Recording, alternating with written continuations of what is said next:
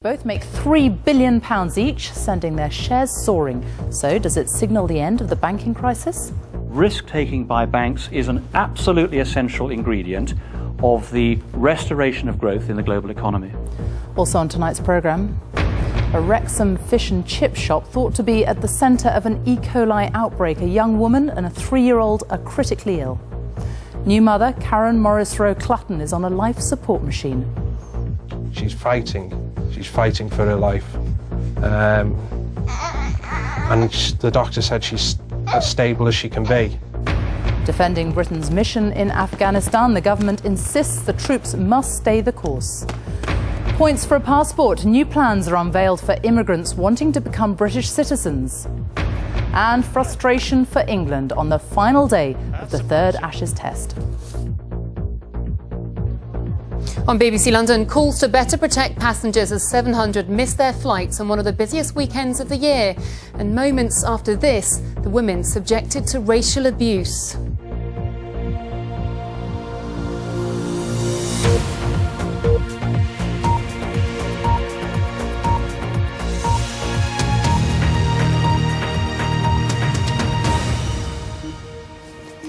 Good evening. Welcome to the BBC News at 6. Big profits for two of Britain's big banks have been announced today, leading many to wonder if last year's turmoil in the banking sector is coming to an end. HSBC and Barclays made nearly £3 billion each in the first half of this year. The news sent their shares soaring. Here's Richard Scott. It's the worst global recession since the 30s, and at the heart of the crisis have been the banks. But is the city on the rise again? Today we found out how two of the biggest players have weathered the storm. Barclays made a profit of nearly £3 billion in the first 6 months of the year, up 8% compared with a year earlier. HSBC made the same, around £3 billion, but in its case profits were down by more than half, hit by massive losses on US mortgages. Both the banks, though, are upbeat about the future, with the head of Barclays arguing big profits are good for all of us. Banks must learn. Banks must say sorry. Banks must apologise for the things that have gone wrong in the industry over the course of the last 2 years, because many things have gone wrong. But risk-taking by banks is an absolutely essential ingredient of the restoration of growth in the global economy. But with big profits comes renewed concern over pay and bonuses. The average pay package for staff at Barclays' investment banking arm was £100,000 for just 6 months. And one study last week predicted that bonus payments will rise from £3.3 billion last year to £4 billion this year. One City veteran argues the bonus culture will never disappear, but that it needs to be linked to long-term performance. The culture has changed. We understand that it can't be right for people to walk off with sacks full of cash after 1 year when they work for an institution that has required support from the government. We understand that. Everybody understands that. Frankly, it would take an idiot not to understand it. But the big profit headline hides other stories. In Barclays' case, profits at its high street business more than halved. It lost more than £4.5 billion on bad debts and investments. But profits at its investment banking arm doubled. And for many ordinary businesses struggling in this recession, those sort of huge profits are going to be pretty difficult to take, especially as for many people it was the investment banking world that caused this recession in the first place. Someone who's feeling pretty hard done by is Simon Knight. He runs a construction business in Milton Keynes, but the banks wouldn't give him a loan to build new houses. I'm disappointed that they've been having big bonuses, because if my business is struggling, then I take very little money out of the business, and it's only when it's doing well I reward myself. But even so, I think it's absolutely preposterous that they should take the big bonuses out until they've got a proven track record of steady growth. And the controversy is going to continue. Later this week we'll find out how those banks we have big taxpayer stakes in have performed. Richard Scott, BBC News. Our business editor, Robert Peston, is here. So could this be the beginning of the end of the banking crisis?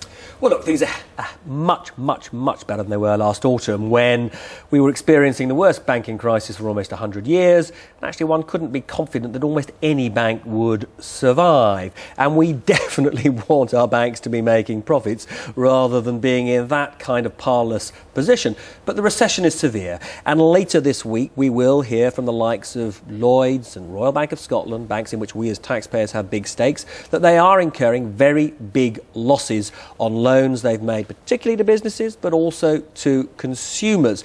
Now, there is another big issue that's got to be sorted. Something like £10 trillion of support was given by taxpayers across the world, from Asia to America to Europe, to bail out the banks. Even more strong banks like HSBC and Barclays, frankly, would not have survived without that bailout. The big question is whether the banks in general are putting enough back, are lending enough to ease us through this recession so that the recession doesn't do too much fundamental damage to the structure of our economy. And I'm afraid to say, on the evidence of today, I'm afraid it's ambiguous. We simply don't yet know whether the banks are doing their bit, doing enough for all of us in return for that colossal support that we gave to them. Robert, thank you very much. The government has insisted it's continuing its campaign in Afghanistan despite criticisms that the military mission has failed to deliver what it promised. The Armed Forces Minister, Bill Rammell, said British troops were fighting there to deny al-Qaeda a safe haven. Our diplomatic correspondent, James Robbins, reports. British troops inflicted heavy losses on the Taliban during the recent Operation Panther's Claw. Ministers are clear about that. But to those who argue British soldiers are paying too heavy a price, the government insists getting out of Afghanistan now would simply re-energise a launch pad for terrorist attacks on Britain. And that's why I think we're right to be there at the moment, but we don't want to be there forever and a day. Our strategy is fundamentally geared towards building Afghan capacity so that they can secure the situation for themselves and make us safer in the bargain. The Taliban response to recent pressure: shift terror into more peaceful areas. This bombing killed at least 12 Afghans in Herat, western Afghanistan. The wider target, elections later this month, critical part of nation building. Now the Conservatives are arguing sending more British troops would be the right thing to do, provided their purpose is clear. We think if they're being sent for training for the Afghan National Army and other parts of the Afghan security forces, and that enables the Afghan people and the Afghan government to manage their own security more quickly, that is advantageous both for them and for us in terms of how long we have to keep our armed forces there. NATO's new Secretary-General is charting the way forward. Afghans must be trained up to take the lead. Let no Taliban propagandist try to sell my message as a run for the exit. It is not. We will support the Afghan people for as long as it takes. Let me repeat that. For as long as it takes. And that's exactly the British government message. The way out of Afghanistan only opens up if the extremists can either be squeezed to the very margins or drawn into legitimate politics. But everyone agrees it will be very, very hard and take a very long time. James Robbins, BBC News at the Ministry of Defence. The government insists it will continue with its appeal against compensation paid to 2 wounded soldiers, despite criticism from a parliamentary aide, Eric Joyce. Ministers say the additional money paid to the servicemen after they suffered complications from their injuries is unfair and disadvantages more seriously injured personnel. But tonight, sources close to Eric Joyce have suggested he still believes the government is on the wrong side of the argument. A 16-year-old boy has been remanded in custody for allegedly throwing bleach on a woman after an incident in a cinema. The woman was attacked in a Leeds restaurant shortly after asking some youngsters to be quiet during the new Harry Potter film. A woman who gave birth in May is on a life support machine, and a 3-year-old child is seriously ill after an outbreak of Ecoli in North Wales. It's thought to be linked to a fish and chip shop in Wrexham. Karen Morrisroe-Clutton fell ill last week after eating a vegetarian burger from the takeaway. Health officials are investigating 2 other possible cases of E. coli poisoning in the area. Well, Claire Marshall is in Wrexham now. Claire. Yes, Sophie, this is the fish and chip shop, the focus of this E. coli outbreak. As you say, it's not yet been linked here, definitely. There were inspectors around here yesterday. I spoke to a few people around who live here saying that inspectors were looking around the front and around the back of the property. At midday today, it was actually closed. There's a sign being put on the door saying it's been closed indefinitely, according to Wrexham Council, until we're satisfied that health requirements and legislation have been met. The owner saying that he's done nothing wrong, that all his his suppliers will be reputable. I went to speak to one of the families, though, who've been affected. You mucky pup. There you go. 11-week-old Oliver fought for his life when he was born premature. Now his mother is in the same hospital in Wrexham, struggling for hers. 32-year-old Karen Morrisroe-Clutton fell ill after eating a veggie burger at the Clay Fish Bar near their home. For the last week, she's been in a drug-induced coma here at the Wrexham Myler Hospital on a kidney dialysis and a plasma exchange machine. At the moment, she's fighting. She's fighting for her life. And the doctor said she's as stable as she can be, which is all we're living for at the moment. The lethal strain E. coli 0157 can be passed on by eating contaminated food and drink. Young children and the elderly are particularly vulnerable from the infection. In extreme cases, it can lead to kidney failure and death. In 1996, an outbreak in Lanarkshire killed 21 elderly people who all ate meat pies distributed by a butcher's shop in Wishaw. And in 2005 in Wales, 5-year-old Mason Jones died after an outbreak spread through several schools. It was linked by the same meat supplier in Bridgend. But for the moment, all Paul can do is wait and hope that the doctors can save his wife Karen so she can come home to him and baby Oliver. Well, the solicitor for Ramazan Aslan, who's the owner of the fish bar here behind me, has been speaking to the media. He's called Pierre Bartlett. He says that his client is cooperating fully with this investigation, which is ongoing. He said that the thoughts of his client are with the families of those that are ill. Just to reiterate, one woman in intensive care and a 3-year-old baby girl also in intensive care in Liverpool. A spokesman also for the National Public Health Service for Wales said that if anyone shows any of those kind of symptoms, diarrhoea or vomiting that could be E. coli, then you should ring NHS Direct Wales. Sophie, back to you. Claire, thank you very much. A new system for immigrants who want to become British citizens is being planned. Newcomers could speed up their applications by gaining points for their skills and qualifications, but they could also lose points for bad behaviour. The Conservatives have criticised the plan as an act of desperation. June Kelly has the details. I will give my loyalty to the United Kingdom. The New Britons, a citizenship ceremony in the London borough of Brent.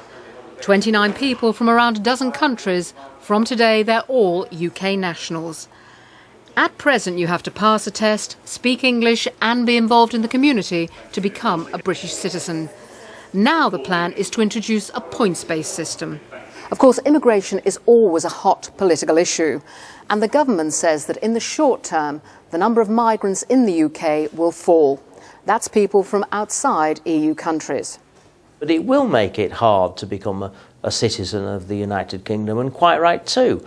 People who swear the oath of allegiance to our country are welcome, but they have to show, in my view, that they want to be citizens, that they can contribute positively. So how will the point system work? Well, the greater your earning potential, the more points you'll get. Qualifications will also help you on the path to a passport. And the better your English, the more you're likely to succeed. You could lose points if you fail to integrate into British society, if you commit a crime, or if you're involved in antisocial behaviour. All these could hinder you getting a UK passport. It's been suggested that taking part in a protest like this when British troops return from Iraq could lose someone points because it could be deemed as unpatriotic. If you go on a protest about government policy, that might count against you in terms of your application for citizenship. I just don't see how that can work. I mean, one of the things about being a British citizen is that you're free to speak your mind and to protest within the law. The Conservatives describe the new measures as an act of desperation. The Lib Dems accuse ministers of failing to focus on illegal immigration. The new system should be in place before the general election. Dilippo Sangin, one of those who became a British national today, celebrating with his family. Some at the ceremony with him said they thought it was already hard enough to become a UK citizen. June Kelly, BBC News. The supreme leader of Iran, Ayatollah Khamenei, has formally endorsed President Ahmadinejad's controversial election victory. The ceremony was boycotted by key opposition figures who have challenged the legitimacy of his re-election 7 weeks ago. Our Tehran correspondent, John Lyne, was asked by the authorities to leave Iran following that election. He's compiled this report from London. They say they're like father and son. The supreme leader, Ayatollah Khamenei, has staked his political future on supporting President Ahmadinejad. But today the strain was showing in this complicated relationship, with an awkward prelude to Mr. Ahmadinejad's second term. It was all so much friendlier when he was first sworn in 4 years ago. Even former President Khatami managed to kiss for the man who's now his bitter political rival. This time opposition leaders stayed away, more evidence of the political feud that threatens to tear apart the Islamic Republic, though the government continues to blame foreign enemies. Enemies should not imagine that the Islamic revolution and system can be brought to its knees by such trivial moves. The Islamic system is alive and well. At the weekend, more than 100 members of the opposition were brought to court in what government opponents immediately denounced as a show trial. Those in prison clothes include former ministers, a former government spokesman, a noted filmmaker. One reformist Ayatollah, former Vice President Abtahi, was forced to remove his turban and make his confession.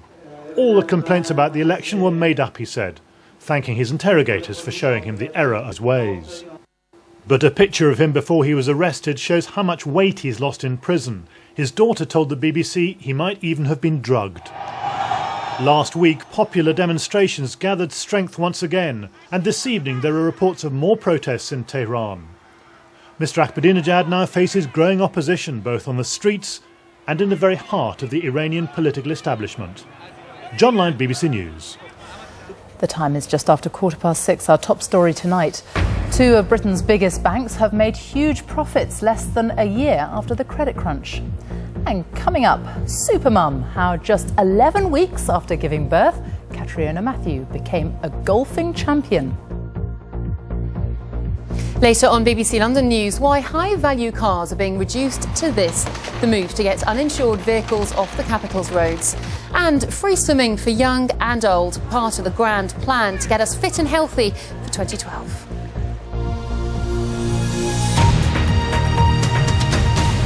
In Pakistan, people displaced by fighting have been returning to the Swat Valley. The authorities there are claiming victory in the 3-month offensive against the Taliban. The army says it has cleared most of the valley, but pockets of resistance remain. In total, some 2 million people were displaced from Swat Valley and surrounding areas. Around 600,000 people have now returned. From Swat, Orla Girin has sent this report. The heavy guns are silent, but Swat remains tense. Troops on alert. They still face pockets of resistance. The displaced are now returning to this tourist resort turned battleground to rebuild their shattered lives. Under the Taliban, this came to be known as Blood Square. The militants dumped beheaded bodies here. Shopkeepers would find them in the morning. Under Taliban control, I couldn't have stood here like this. Now the reign of terror is over, but many in Swat have been deeply scarred. This was the picture just a few months ago, the Taliban flaunting their control. Now harrowing accounts are emerging of what they did to the very young. Like these boys, aged 13 to 16, who escaped from Taliban camps, where they say hundreds of children were being trained. The boys are cooperating with the army. Their identities are concealed for their own protection. They told us that if your parents don't allow you to go for jihad, then you should kill them. But how could we kill our own parents? When we tried to escape, they surrounded us. They told us that if they caught us, they would shoot us or cut our throats. The army says children as young as 9 were being trained as fighters, informers or suicide bombers. The daily routine for these boys was prayer, exercise and brainwashing. We were asked to fight the army because they are against Islam and they are the enemies of God. That is what they told us. They're now back with their parents, but they're fearful the militants could find them and punish them. The stolen youth of Swat, innocent children instructed to kill. Orla Gearan, BBC News in the Swat Valley. The United Nations has described the evictions of Palestinian families from their homes by Israeli police as completely unacceptable. UN representatives made their comments after visiting homeless Palestinians in East Jerusalem. Yesterday's evictions followed a ruling by Israel's Supreme Court that the land originally belonged to Jewish families. Michael Jackson's mother, Catherine, has been granted permanent custody of the pop star's children at a court hearing in Los Angeles. The ruling allows Jackson's former wife, Debbie Rowe, to visit the children. Firefighters on the Spanish island of La Palma in the Canaries say they're beginning to bring the wildfires there under control. Dozens of properties have been destroyed over the last 4 days. Thousands of people were evacuated, but some are now being allowed to return home. Now, the fans were hopeful, but there was to be no repeat of the heroic victory of the Lord's Test at Edgbaston today. The third Ashes Test ended tamely in a draw. Australia finished on 375 for 5 with Michael Clarke unbeaten on 103. Kevin Geary was watching. The merest whiff of an Ashes Test victory was enough for England fans to lay siege to Edgbaston this morning. Over the internet, at the box office, a clamour for tickets for what was almost a last day full house. Confident, hopefully, of an England victory that will see us put one hand on the Ashes and hopefully take them home. Australia's going to show its true character today. We'll really stick it to them and I'm sure we'll make a good day of it. If the strains of Jerusalem were designed to stir the cockles of English hearts, the players already knew they had to winkle out Australia's barnacle, Mike Hussey.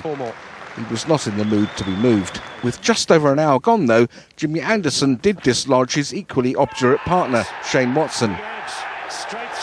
And when Stuart Broad prized out Hussey just before lunch, the door to a possible victory had been slightly pushed ajar. Afterwards, though, Michael Clarke slammed it in English faces.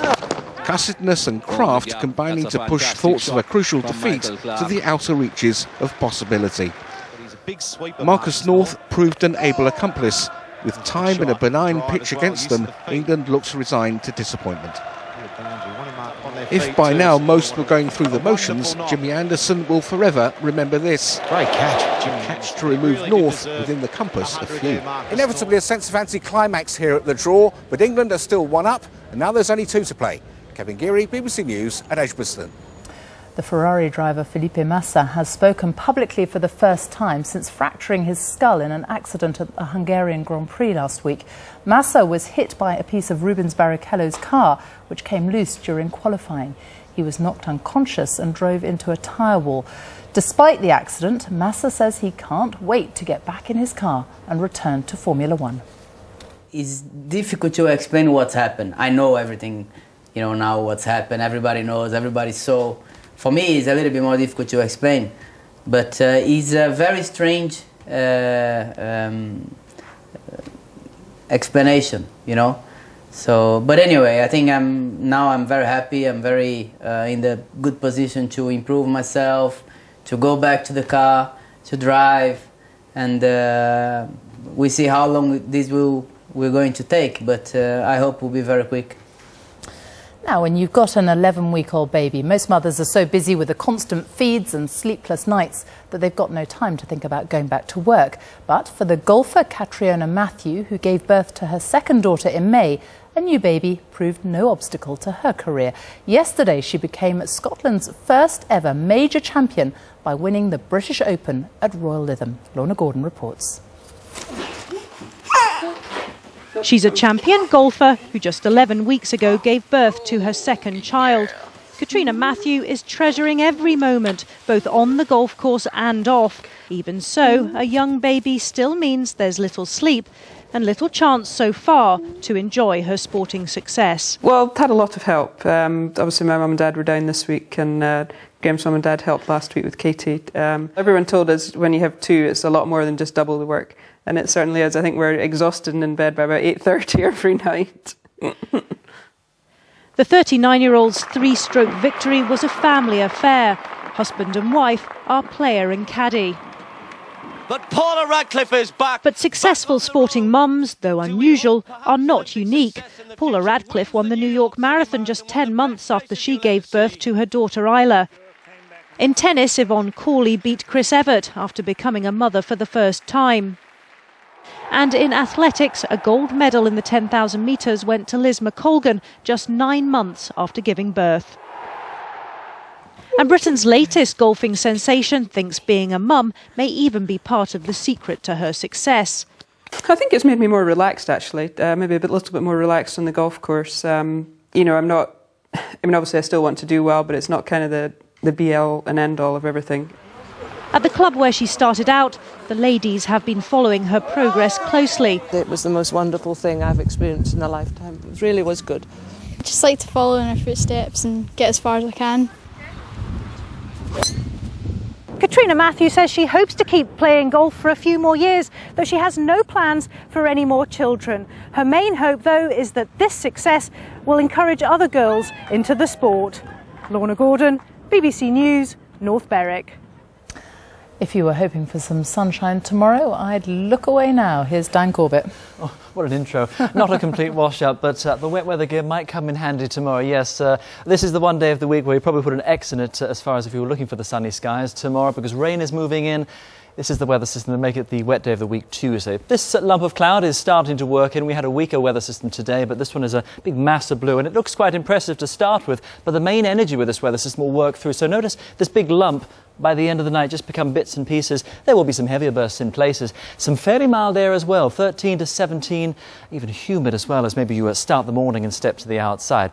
As we work through the day, this wet weather just works across most of the British Isles. There'll be some heavier bursts, particularly to say southern and western areas. Notice that one lump there into parts of Wales and down to southwest England. This is the afternoon, so a bit of a washout with a good old breeze too. But notice some of the temperatures still managing 19, maybe 20 for Cardiff. So with this mild air, it feels sort of humid as well. Into parts of Northern Ireland, that main area of rain will have come through, bits and pieces here and there. Still managing a 19 for Belfast and for parts of Scotland. Western Scotland will be wet, but the Moray Firth, you'll do well. You'll have brighter skies. Inverness, how about 24 with the winds coming down the mountains. And at the central lowlands, seeing some wet weather, probably about 20. And then further south, we'll manage to get a bit of brightness here and there, but obviously it won't be sort of the bright blue sky day. Maybe eastern England, parts of East Anglia, the far southeast. London at 23 as we finish off the afternoon. Then some nice changes. Low pressure sits to our north and our west. There's the swirl round. But notice the arrows coming from the continent. They bring in the warmer air, so the colours change to orange. Some of us could be seeing middle 20s by the middle of the week. Still our wiggling weather front, which will essentially wiggle. The further south and east you are, how about 25, 26? Maybe the odd rumble of thunder. But look at all the dry weather from Scotland down to southwest England. That's a nice change, isn't it? Lower 20s and further south and east, warm as well. So we're getting there slowly. Slowly but surely. Thank you very much.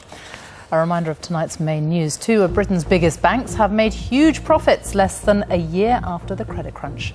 Coming up on the BBC's News Channel, all the day's entertainment, including the latest from LA on that ruling granting Michael Jackson's mother custody of his children.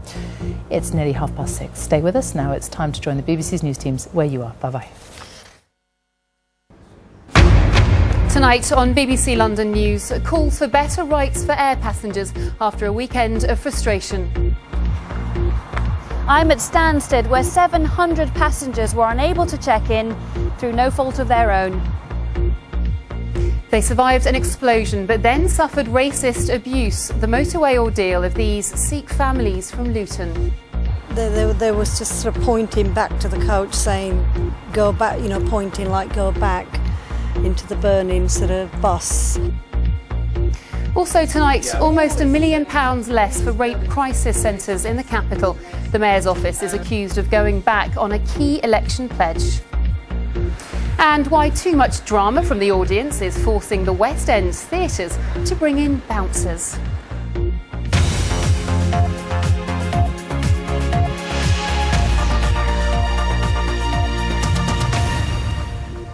Good evening, welcome to the programme. 70 Sikh women and children from Luton who survived an explosion on a bus yesterday were subjected to racist abuse from other drivers on the motorway. The passengers were on a journey from Weymouth back home when the accident happened on the M3. Anna Todd reports. These are the dramatic scenes of the coach which exploded in a fireball just moments after the passengers escaped. The women and children from the Gurdwara Sikh temple in Luton were left terrified and traumatised by what had happened. But they say the experience was made worse by some passing drivers who shouted racist comments. There was just sort of pointing back to the coach saying, go back, pointing like go back into the burning sort of bus. And sticking sort of their fingers up and stuff like that wasn't sort of, I just thought it was very inappropriate for that time, because you don't sort of think of, you don't do things like that when you see a bus that's just exploded. The families have been saying prayers of thanks for an off-duty policeman who they credit for saving their lives. He flashed the driver to pull over and told everyone to get off as the bus was on fire. In about a minute, it was like half of the coach was on fire, then for 2 minutes the whole coach was on fire. Then after about 5 minutes the coach stopped, and then all we can see is the rims of the coach. I had my daughter with me. She looked at me and she goes, "Mum, we're not going to make it, we're going to die." And I said, "No, we're not." Earlier on, some passengers had reported seeing smoke. The driver pulled over to check the vehicle but found nothing wrong. I said to the lady who was organising it, I said, "I'm really concerned. If there's a fire, I don't think we're going to get off." There was only the one exit, and that was it. And there was 66 people on that coach. We look back at it, and I personally can't believe that we all got off. An investigation is now underway into what happened. It's likely many people involved will need counselling. They say they've been through a living nightmare. Anna Todd, BBC London News. Well, lots more to come, including why even high-value cars can't. It's the move to get